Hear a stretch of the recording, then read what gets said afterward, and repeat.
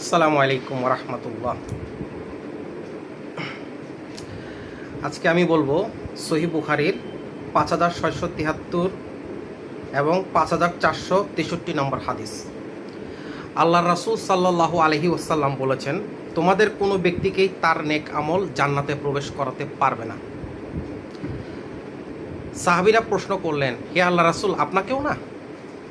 আল্লাহ রাসূল বললেন, আমাকেও না, তবে আল্লাহ পাক রাব্বুল আলামিন তার রহমত দ্বারা আমাকে ঢেকে রেখেছেন।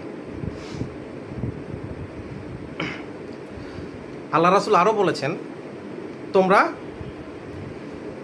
নেক আমল করতে থাকো, আল্লাহর ইবাদত করতে থাকো এবং মধ্যপন্থা অবলম্বন করো।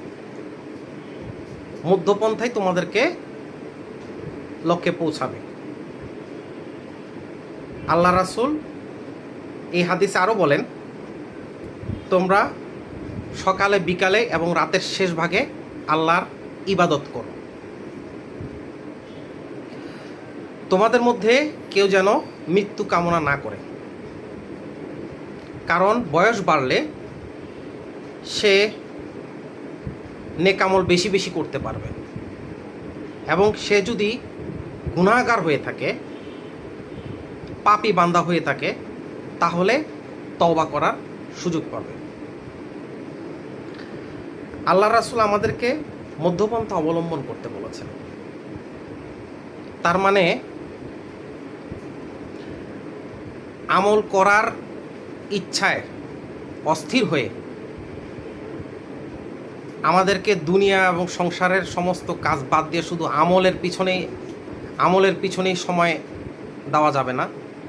আবার জান্নাত পাবো কি পাবো না সেই অনিশ্চয়তা থেকেও আমাদেরকে সমস্ত আমল বাদ দিয়ে দুনিয়াবি কাজে লেগে থাকা যাবে না।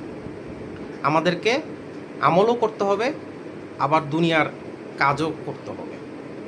আমাদেরকে মধ্যম পন্থা অবলম্বন করতে হবে। আর জান্নাতে যাওয়ার জন্য আল্লাহ পাক রাব্বুল আলামিনের দয়ার উপরে ভরসা করতে হবে। আল্লাহ পাক আমাদেরকে বোঝার তৌফিক দান করুন। আসসালামু আলাইকুম রহমতুল্লাহ।